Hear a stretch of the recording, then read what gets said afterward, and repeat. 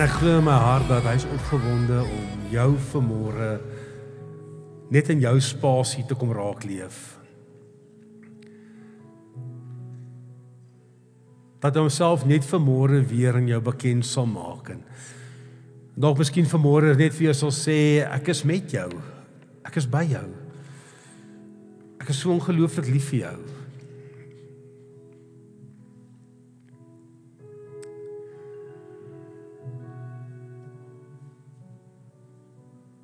En dalk moet jy vanmôre die besluit neem om net jou hart oop te maak. En net jou gedagtes op hom te rig. Sodat ek en jy vanmôre kan hoor wat hy vir ons wil sê. En my Vader, ons wil vir U dankie sê vir wie U is. U wat 'n ongelooflike Vader is. U woord sê 'n Vader wat ontferm oor sy kinders. 'n Vader wat betrokke is. Dankie dat U deel van ons lewens is. En dankie dat U vanmôre U kinders ken. Elkeen van hulle wat hier staan. U ken alles. U weet van alles. U sien dit raak wat die menslike oog nie raak sien nie. Here, my begeerte vanmôre is dat mense U sal ontmoet vir wie U is. Mag mense vanmôre U teenwoordigheid ervaar. U ken die uitdagings, U ken die hindernisse. Dankie dat ons weet dat niks vir U te groot is nie, dat niks vir U buitengewoon of onmoontlik is nie. En wanneer ons ook die skrif gaan oopmaak en ons lees daaruit, mag dit nie net ook net nog 'n teks wees of maar net nog 'n preek wees nie. Mag dit ons lewens verander. Mag dit ons uitkyk verander. Die manier hoe ons dink, die manier hoe ons optree. Dat mense sal kan sien dat U speel 'n rol in ons lewens. My gebed is, Here, seën hierdie diens in die wonderlike naam van Jesus Christus. En ons almal sê, Amen. Baie dankie, U kan U sitplekke neem.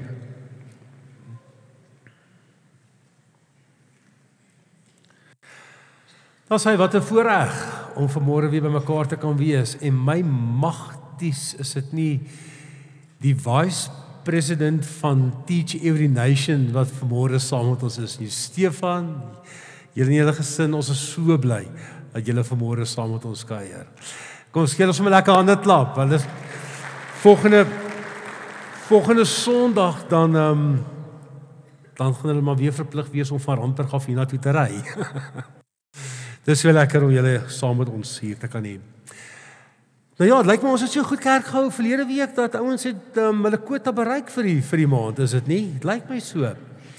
Maar dit is so lekker om elkeen hier te sien en ek wil graag vir Adel en vir Hetty en vir Ronnie na vorentoe roep. Sal julle asseblief na vore kom? Ja, Hetty, ons gaan jou op die spot sit hier heel voor.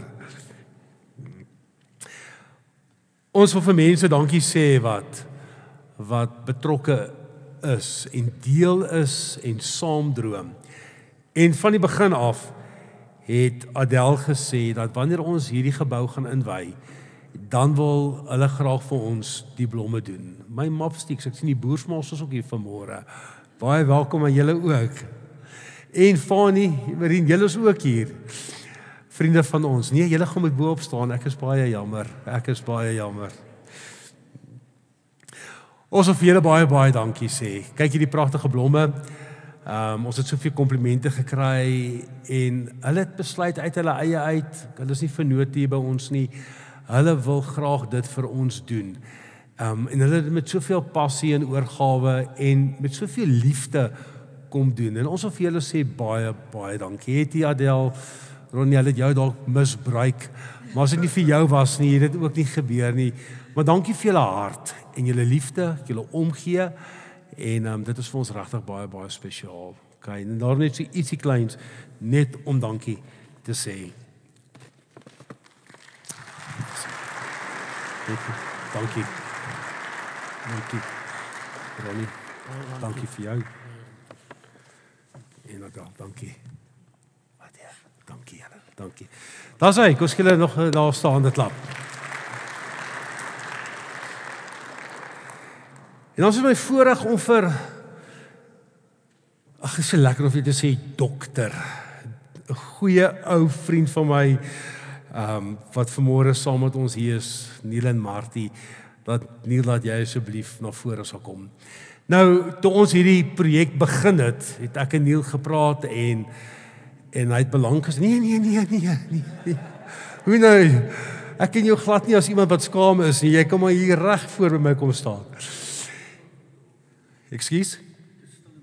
Stil en teruggetrokke. Neil is president pastoor by AGS Kroonstad Lighuisgemeente. En toe ons hierdie projek begin het, toe het ons 'n briefie gekry met 'n bewys van betaling waarby hulle geld inbetaal het in ons bankrekening. Hulle het self op daardie oomblik 'n bouprojek begin en hulle gemeenteraad het daardie tyd gevoel dat hulle eerder in ons sin eers wil inbelê voordat hulle met hulle sin gaan begin. Die verlede Sondag toe sal jy onthou het ons gesê ons wil 'n gemeente seën. Ons wil vir 'n gemeente sê dankie dat hulle saad in die grond ingesit het hier by ons en ons wil graag vir hulle terug dankie sê. Ons wil graag dat hulle 'n oes kry met dit wat hier by ons gebeur het. En dis vir ons lekker dat jy hier is, Neil, en dankie dat julle in ons geglo het en dat julle daardie saad ingesit het en dat jy ook deel kan wees van ons eerste amptelike erediens. Baie dankie. Baie dankie. Dankie.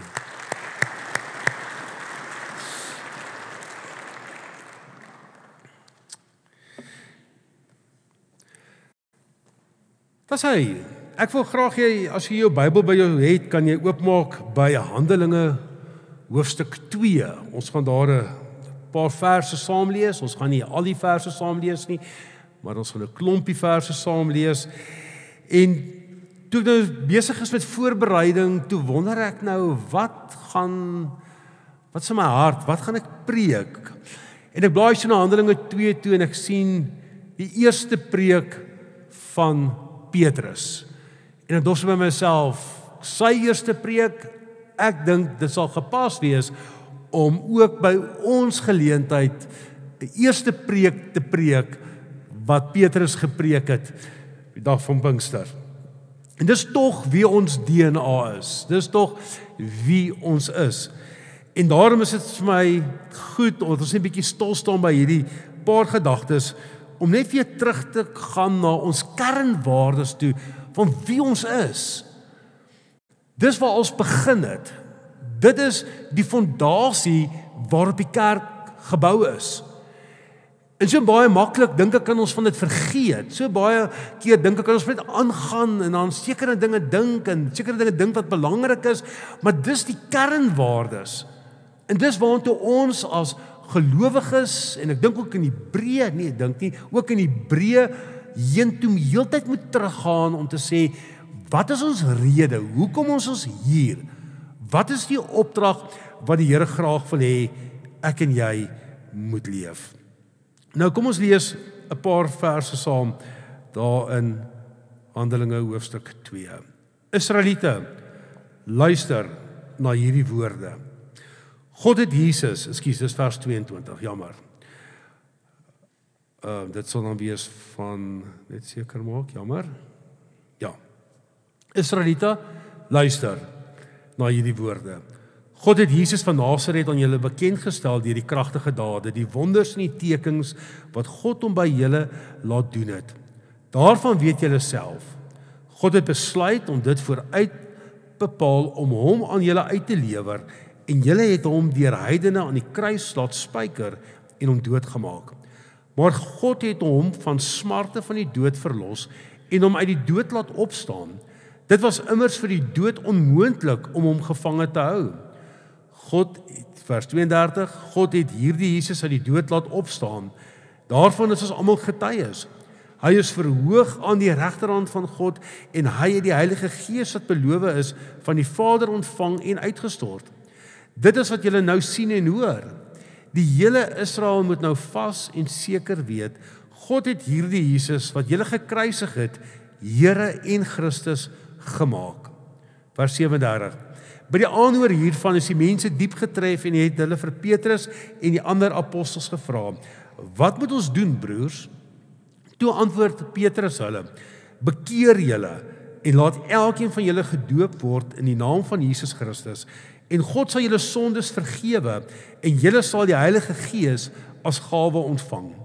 Wat God beloof het, is vir julle en vir julle kinders, en vir almal wat daar ver is, vir almal wat die Here ons God na hom toe sal roep. Vers 40. Met nog baie ander woorde het Petrus getuig en hulle aangespoor, laat julle red tussen hierdie ontaarde mense. En die wat sy woorde aangeneem het, is gedoop, en omtrent 3000 mense is op daardie dag by die getal van gelowiges gevoeg. Hulle het heelhartig hulle toegelê op die leer van die apostels en die onderlinge verbondenheid, die gemeenskaplike maaltyd en gebede. Net tot sover. Eerste diens. Petrus se eerste diens. En as ek dink aan ons en dit wat hier gebeur, dan sien ek dat hierdie kerk, hierdie gebou, soos ons altyd vir mekaar gesê het, 'n middel tot 'n doel is. Hierdie kan nie die kerk se visie wees nie. Dit mag nooit 'n kerk se visie wees nie. Dat jou kerkgebou is altyd 'n middel tot 'n doel. En daardie middel, sê ons, gaan ons gebruik om 'n plek van hoop te wees. Dit is ons begeerte dat ons gemeente 'n verskil in die gemeenskap gaan hê. Dit is ons belangrik dat ons impak in ons gemeenskap sal hê. Ons het die begeerte dat daar verandering sal plaasvind. Ons het die begeerte om te sien dat gemeenskap transformeer. Want as ons kyk na ons mense en ons kyk na ons gemeenskap, dan sien ons stikkenheid, ons sien seer, ons sien hartseer, ons sien ellende, ons sien daardie gebrokenheid wat daar is, en ons sê vir mekaar dat hierdie gebou en die kerk wat jy en ek is, het 'n aandeel om te help dat daardie stikkenheid weer heel kan kom. Dat daardie gebrokenheid weer herstel kan word. Sodat daar weer lewe en hoop in mense se harte sal plaasvind. Dat daar weer lewe en hoop in die verhoudings en huwelike sal wees. Met ander woorde sê ons vir mekaar dat die vyand het gekom en hy kom plunder en hy kom steel en hy kom verwoes en hy het een doel voor oë, en dit is om alles te vernietig wat God goed en mooi gemaak het, en hy kry dit reg met mense se keuses en besluitneming, en ons wil graag dit weer kom herstel. Ons wil graag weer Jesus Christus aan mense voorstel. Want waar Christus is daar vrede. Waar Christus is daar harmonie. Waar Christus is daar lewe. Maar wanneer jy Christus uit mense se lewe uithaal, dan spel dit een woordjie, en dis die woordjie chaos. En dit bring mee dat daar stikkenheid en seer is. En daarom is die kerk vir Here Jesus ontsettend belangrik. Daar's 'n mooi woord, hulle praat van die woordjie ekklesia. Gemeenskap van die heiliges, die plek waar die heiliges, mense wat vir die Here lief is, bymekaar kom, en dis die plek wat hulle bymekaar bring. En dit was sy inisiatief gewees. Sy inisiatief gewees om kerk te skep, om 'n verskil te maak. En hy maak daardie verskil deur mense soos jy en ek.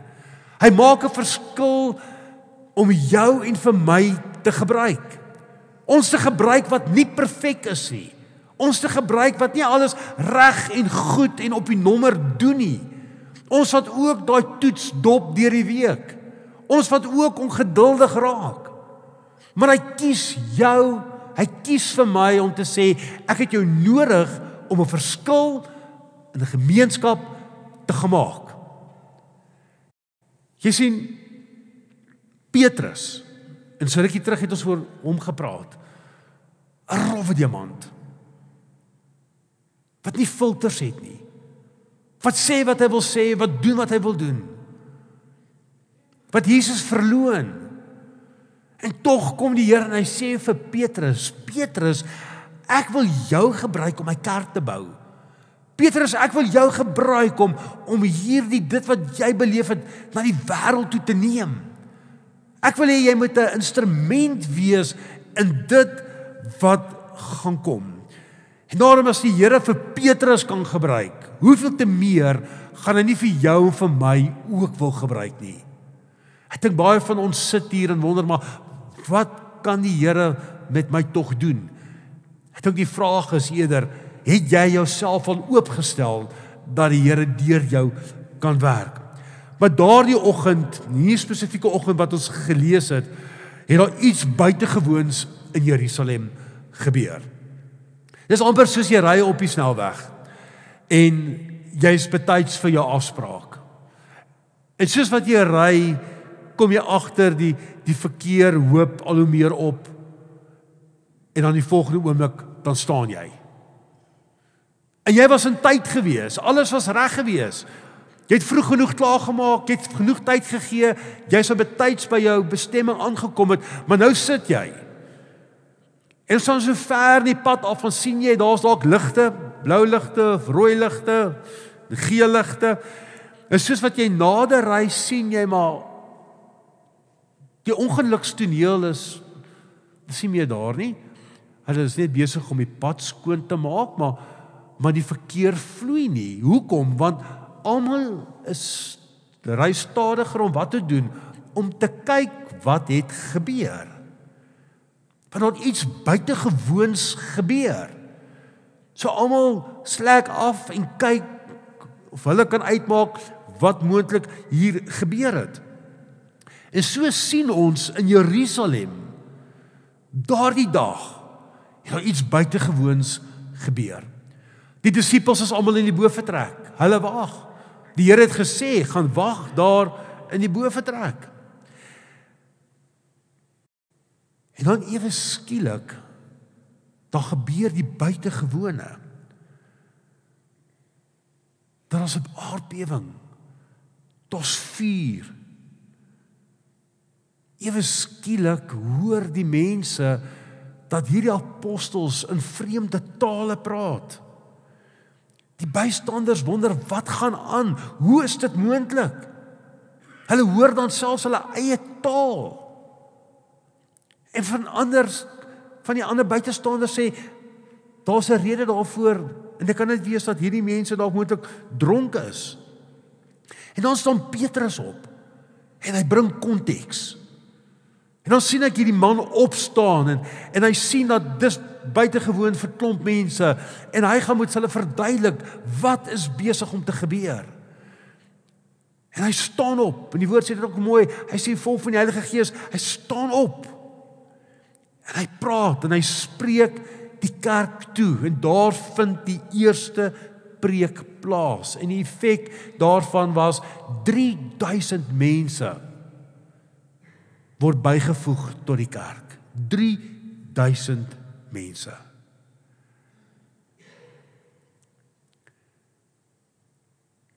Die Here gebruik daardie apostels, daardie vissermanne, daardie manne wat dit nie gemaak het om 'n student van 'n leermeester te wees nie. Daardie gewone mense gebruik hy op daai oomblik. Net wie om by Petrus uit te kom. Die man wat Jesus verloon het. In 52, 53 daar terug het hy Jesus verloon. Maar Petrus staan op en hy sê, ek het iets wat ek vir julle wil sê. Ek het iets wat julle moet hoor. En dan praat hy oor 4 groot waarhede, wat die basis is van alles. En die eerste ene is, God het Jesus gestuur. Vers 22, God het Jesus van Nasaret aan julle bekend gestel deur kragtige dade, wonders en tekens. Jy sien hier, Petrus is nie besig om te veroordeel nie. Petrus is nie besig om vir hulle te sê hoe sleg is hulle nie. Hy's besig om hulle te herinner wie Jesus is. Jesus was nie 'n vreemdeling gewees nie. Jesus was tussen hulle gewees. Jesus was by hulle gewees. Hy was bekend by hulle gewees. Hulle het gesien hoe Jesus wonderwerke verrig. Hulle het beleef dat blindes kon sien, melaatses word genees. Hulle was deel gewees van die feit en die stories hoe hy die storm stil gemaak het. En Petrus kom en hy herinner hulle net weer aan Jesus. Hy vertel ook vir hulle, julle het hom gekruisig. En julle in vers 23 sê, het hom deur heidene aan die kruis laat spyker. Een ding van Petrus is dat hy's 'n straight shooter. Hy kom nie met draadjies nie en hy sê vir hulle, maar dis julle wat Jesus Christus gekruisig het. Dis julle wat in opstand gekom het. Dis julle wat teen hom gedraai het. Julle het hom gekruisig. Dis julle wat geskree het, laat Barabbas vry en kruisig Jesus.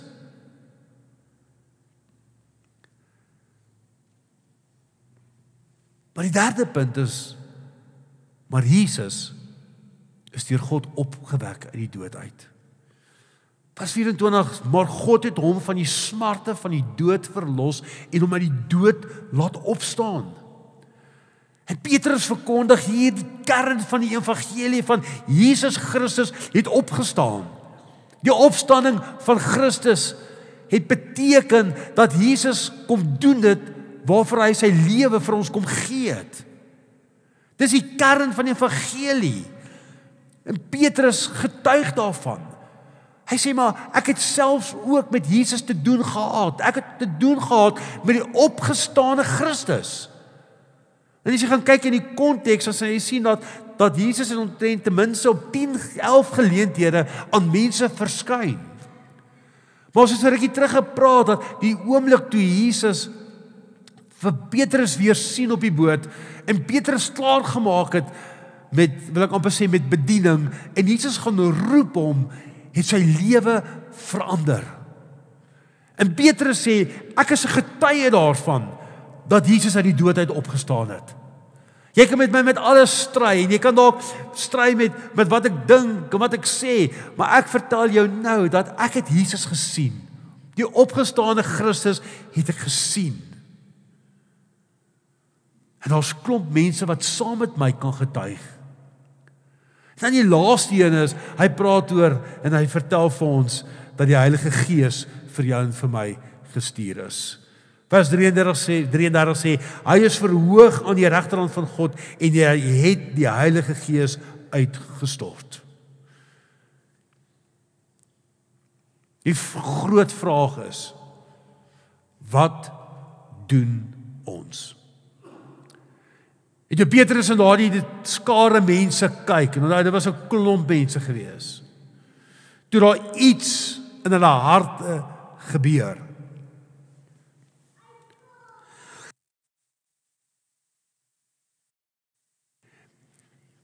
Maar hoor wat sê die vers. Toe hulle dit hoor, was hulle diep getref.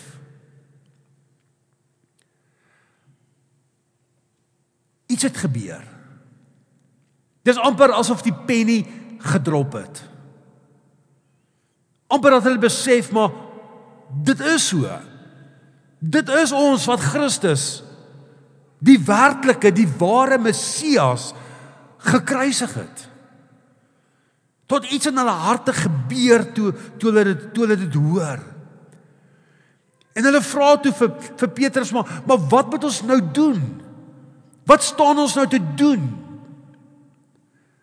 En dan kom Petrus en hy kom gee 3 uitnodigings wat hy vir die kerk gee. En dit is die kern, dis die fondasie, dis die beginsels waarvan en waaruit ons leef. En daardie eerste ene sê Petrus, hy sê, bekeer jou. Bekeer julle. Met ander woorde, maak 'n 180 grade draai. 180 grade draai, is heeltemal. Jy maak 'n 180 grade draai. Jy verander van rigting. Met ander woorde, dat jy stap 'n ander rigting in, jy stop en jy draai om. En so is dit belangrik in ons lewens ook, dat is goed om kerk te hê, en is goed om mense te hê, en mense wat betrokke is, en ons werk saam, en ons doen saam. Maar ons kan nie net alles mooi saam doen, en ons is nie seker dat ons mense geloofsoortuiging het nie. Dat bekering sal altyd deel wees van die DNA van wat ons glo. Bekering moet daar wees. Bekering om op 'n plek te kom om te sê, Here, ek gee my hart, ek gee my lewe vir U. Ek onthou toe ek klein was, en klein, relatief, hoërskool. Sorry aan die hoërskool ouens, julle is nie klein nie. Maar dit is baie lank terug vir my, en nog langer terug vir Aubrey en Naas en Stefan, almal wat hier is, maar kom ons los dit daar. Het ons dienste bygewoon. En my maat, dan preek daai predikant, dat jy naderhand voel, die warm helse vlamme onder daai sitplek. Hy preek, laat die spoeg spat. Jy voel al hoe die wurms aan jou vreet. En dan aan die einde van sy boodskap sal hy vra, wie wil sy hart vir die Here gee, en jy kan nie vinnig genoeg hiervoor kom nie, want jy weet, jy het moeilikheid. En dit was baie keer uit vrees gewees, dat jy net die besluit gemaak het van, dis draai of dis braai. Nou in 'n sekere sin is, maar op die einde van die dag, was geskep uit vrees. En Jesus kom, en hy kom met 'n oop uitnodiging, en hy sê, maar ek wil nie bang maak nie. Ek wil in 'n verhouding met jou staan. Ek wil graag hê dat jy jou hart se deur moet oopmaak vir my. Dat jy my moet inlaat, en dat ek saam met jou 'n feesmaal kan vier. Ek het die begeerte om deel van jou lewe te word. Ek het die begeerte om my wil in jou lewe te laat geskied. En om jou hart en jou lewe vir my te gee beteken, ek gaan jou help om sekere goed in jou lewe te verander. Daar gaan sekere dinge nie meer vir jou belangrik wees nie. Jy gaan jou rug wegdraai of jou rug toekeer op sekere goed in jou lewe, omdat jou lewe gaan verander.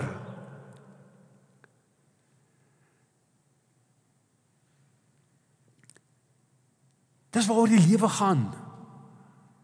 En hoe baie keer is mense nie hardkoppig in daai besluit nie, dat ek wil dit nog eers dalk doen, ek wil nog eers bietjie die lewe geniet, maar alles rondom hulle is besig om uit mekaar uit te val. Alles rondom hulle besig om te vernietig. Verhoudings lê in skerwe. Jy maak self jou persoonlik verkeerde besluite. Om jou hart en lewe vir Here te gee beteken, ek verplaas myself en ek sit my in sy hand. En dat hy die baas, die kurios, die Here van my lewe word. Die Here roep ons om daai keuse te maak. En hy staan by daai deur en hy klop. En dit is 'n indringende klop. En mens het die keuse of ek wil oopmaak of ek nie wil oopmaak nie. Ek dink die tweede belangrike een wat saam met bekering gaan, en wat mense miskien dalk oor te min praat, is die belydenis wat saam met bekering gaan. En daardie belydenis is vir ons, wat Petrus hier sê, die doop. Vers 38 sê, en laat elkeen van julle gedoop word in die naam van Jesus Christus. Die doop is 'n geloofsverklaring. Die doop spreek van, maar ek behoort aan Christus. Ek is gewas, ek is begrawe, en ek staan saam met hom op. En dis hoekom ek baie keer vir mense sê, doen dit in die openbaar, want dis 'n openbare getuienis wat jy vir mense sê, ek het Jesus Christus aanvaar as my persoonlike verlosser en saligmaker. Die doop wat simbolies is van 'n begrafnis, van die dood en die afsterwe van die ou lewe en die opstanding van die nuwe lewe.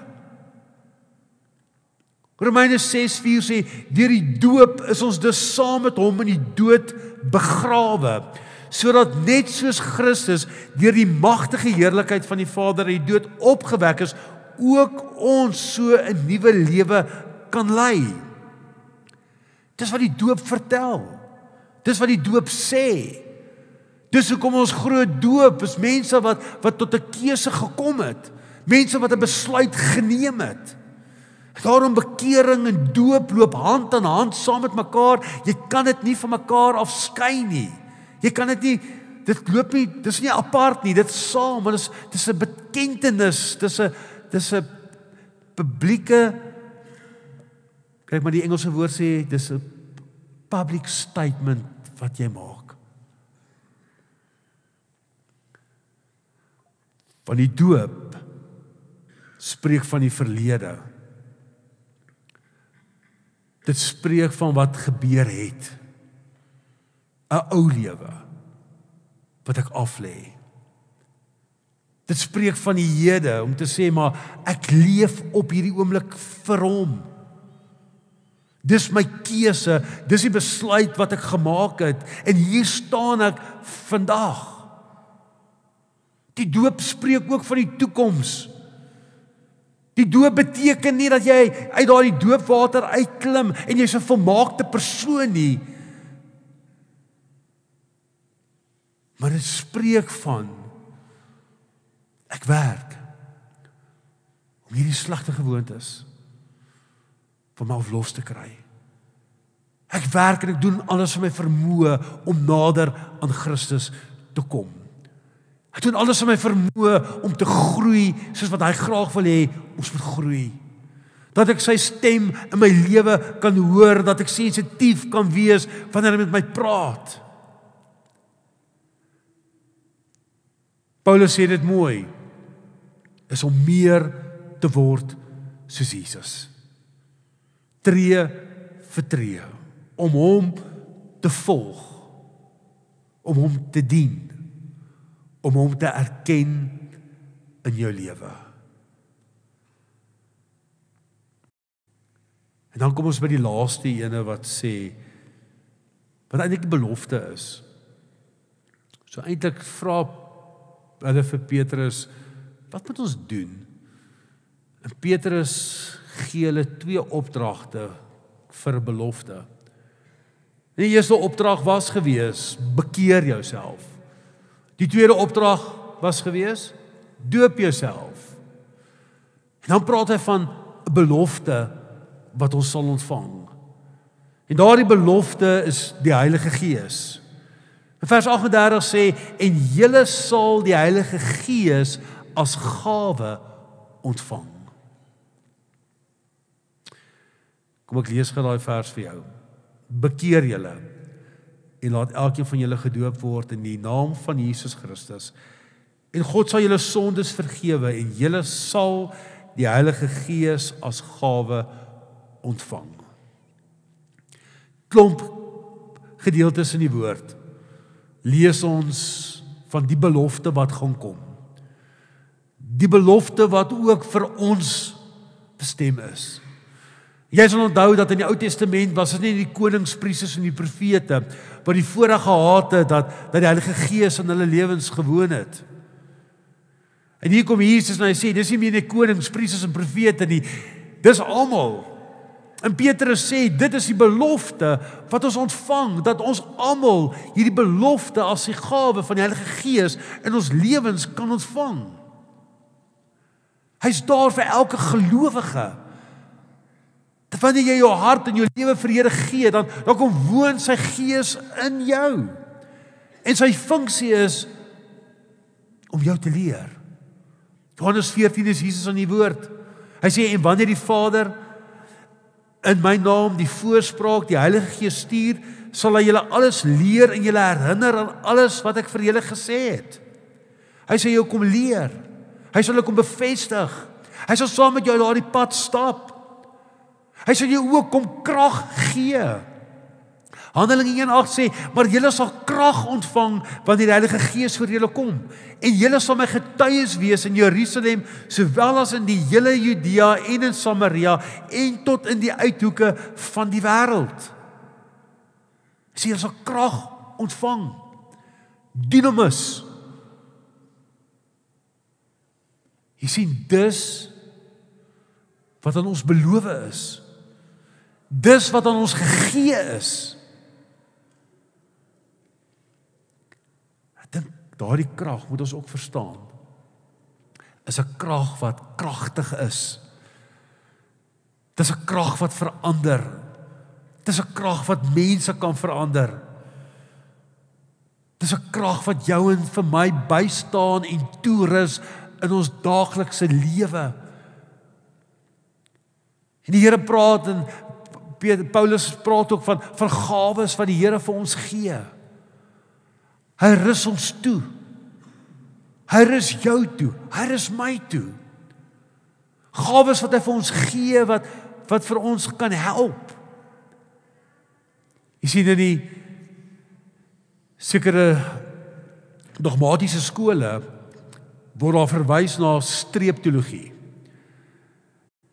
En dan sal teoloë sê dat die streepteologie vertel vir jou en vir my dat in daardie spesifieke konteks van tyd in die kerk toe die kerk geplant is, was daar gawes gegee, die Heilige Gees uitgestort net vir 'n sekere tydperk om die kerk sterk te maak, om hulle net rigting te gee. En toe het dit verdwyn. En ons sê nooit. Never. Dat tot vandag toe is God besig om deur sy Gees mense te help, te ondersteun, gawes te gee sodat hulle kan werk vir hom. God gee aan elkeen gawes, daai gawes die verval datums op nie. Hy gee dit vir ons, hy gee dit vir sy kerk, om die kerk toe te rus, om die kerk van krag na krag te neem. Hy gee vir ons gawes, hy gee vir ons die Gees, of sodat ons nie net 'n dooie, bland erediens kan hê nie, maar 'n diens wat kan vul word met God se teenwoordigheid en met God se liefde. En dis tog wat ons nou smag en dis wat ons wil hê. En ons wil tog definitief nie voor net mooi musiek maak en preek en ons drink koffie en ons gaan huis toe nie. Nee, ons het die begeerte dat mense in die kerk sal inkom en onder die musiek en onder die preek en onder die tyd wanneer ons koffie drink, vind daar wonderwerke plaas. Is God se Gees teenwoordig en is hy besig om mense se lewens te verander, te vernuwe, los te maak, vry te maak. En hoe mooi is hierdie nie wat sê, en hierdie belofte is nie net vir julle nie, maar ook vir julle kinders en vir almal wat daar ver is. En dit sê ook vir my dit spreek nie van dis eksklusief net vir hierdie groep mense hier voor nie. Maar dis inklusief. Dis vir almal. Dis nie net vir julle ouer mense wat al die pad gestap het nie. Maar Petrus sê op daai oomblik, hy sê dis selfs vir julle kinders. Dat selfs jou kind gees vervuld kan wees. Dis vir almal. En vir hulle wat nie eens hier is nie. Dis wat dit vir my en vir jou beteken. Maar dit gaan iets kos. Dit gaan kos dat ons 'n soeke het na meer. Dit gaan beteken dat ons harte gaan moet oopstel, dat die Here sy volheid in ons lewens kan insit.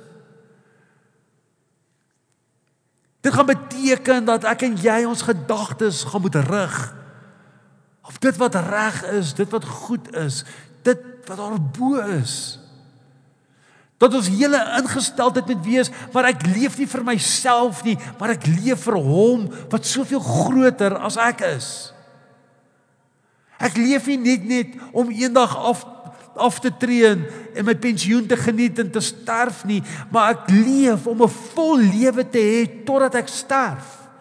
Dat soos Jesus aan die einde van sy bediening gesê het, dit is volbring, ek het gedoen wat ek moes. Moet ek en jy ook op 'n plek kom en gesê, maar ons het geleef. Ons het nie net oorleef nie, maar ons het geleef en gedoen wat God van my verwag het. En soos ek voor kyk en ek sien almal vanmôre hier, is elkeen eie en uniek. Met verskillende persoonlikhede, met verskillende gawes, met verskillende talente. En so het die kerk en die liggaam van Christus elke liewe persoon nodig om effektief te kan wees. Maar dit kos dat ek en jy 'n besluit sal maak. Dit kos om te sê, Here, ja, ek steek my hand op. Ek kyk na my lewe en ek sien ek het nie nodig. Ek kyk na my lewe en ek sien daar's 'n leegheid en ek wil dit volmaak en ek wil graag U gebruik. Ek wil U graag gebruik om my te gebruik om 'n verskil te kan maak. Ek smag na 'n vars ontmoeting na U. Ek smag dat U my sal volmaak met U Gees. Ek smag dat U my sal doop met die Heilige Gees. Ek smag om U te ervaar en U te beleef vir wie U is. Hy het 'n plan met jou. Hy roep jou. Hy roep jou vir iets veel groters as wat jy dink jy voorgeroep is. Hy wil jou gebruik in die spasie, die konteks waarin jy jouself bevind om ander mense raak te leef. Hy wil jou gebruik om 'n verskil te maak. Hy wil jou gebruik om die verandering te wees. En al wat jy moet doen is om te sê, Here, hier is ek. Gebruik my. Verander my. 2 Korintiërs 3 vers 18 sê die volgende: Ons word al meer verander om aan die beeld van Christus gelyk te word. Die heerlikheid wat van ons uitstraal, neem steeds toe. En dit doen die Here wat die Gees is. Ons word al meer verander om aan die beeld van Christus gelyk te word. Die heerlikheid wat van ons uitstraal, neem steeds toe. Soos 'n lantern sonder olie is, so is 'n Christen sonder die Heilige Gees. Hy is mooi ontwerp, maar sonder lig. Beteken niks. Wat wil ek hê met jy doen met hierdie boodskap, en ek sluit af. Petrus se preek. Jy het nie net harte geraak nie, maar dit het lewens verander. Daardie dag word gesê in vers 41, die wat sy woorde aangeneem het, is gedoop, en omtrent 3000 mense is op daardie dag bygevoeg. Dieselfde Jesus leef vandag. Dieselfde Gees is nog steeds beskikbaar. En dieselfde uitnodiging tel nog steeds vandag. Bekeer jouself. Draai om. Stap weg van die ou lewe. Volg hom deur die doopwaters. Laat jou doop en ontvang die Heilige Gees. kry sy krag in jou lewe. Van ons af is dit die hart. Hoe verander ons 'n gemeenskap? Hoe red ons 'n verhouding, 'n huwelik? Hoe red ons mense van hulle self as gevolg van verkeerde gewoontes? Dus kom by Christus uit. Kom by Christus uit. Gee jou hart, gee jou lewe vir hom. Volg hom. En as ons dit doen, glo ek dat hierdie wonderlike plek daai middel tot die doel gaan wees om 'n plek van hoop te wees vir mense. 'n Plek van hoop om net Christus se liefde te kan gee en te kan sien, nie net harte verander nie, maar lewens verander soos wat hy graag wil hê dit moet wees. Here het jou nie gemaak om nice te wees nie. Hy het jou gemaak om gevaarlik te wees.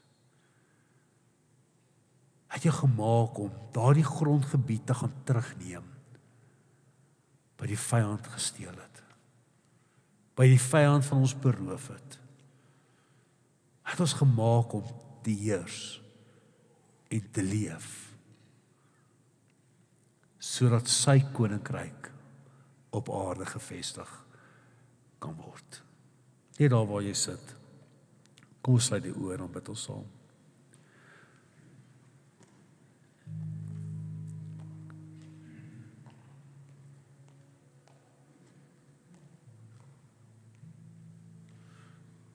Miskien is hier iemand vanmôre wat sê,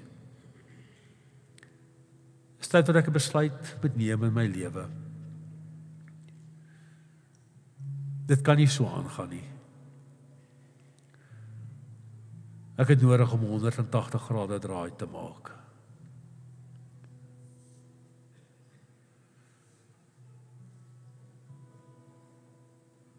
Hoe jy nie net daar in jou hart vir die Here sê, Here,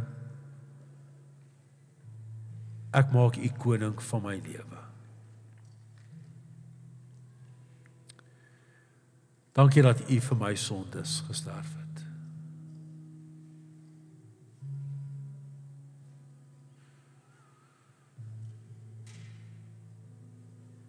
Miskien sit jy hier en die Here het jou al so verkeer op jou hart gedruk om gedoop te word.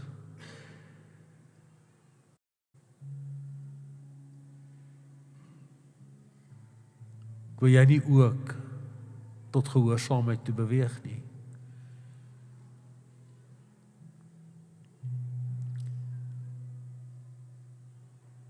Miskien sit jy hier vanmôre en jy sê, Here, ek het nodig dat U my opnuut weer sal aanraak met U Heilige Gees.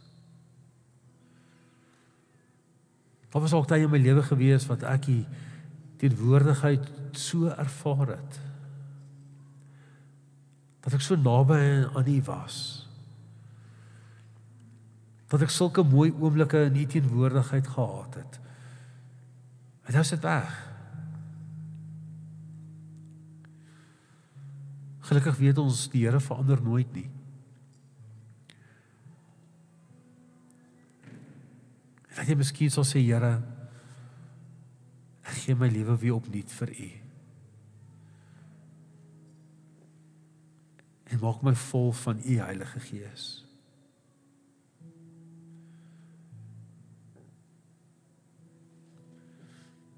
Dankie dat U ons lief het, Here. En dat ons vanmôre hier kan sit en kan weet dat U glimlag oor ons lewens. Wat U het ons gemaak. En U het ons met 'n doel gemaak. En so het ons die begeerte om dit te doen wat U graag wil hê ons moet doen.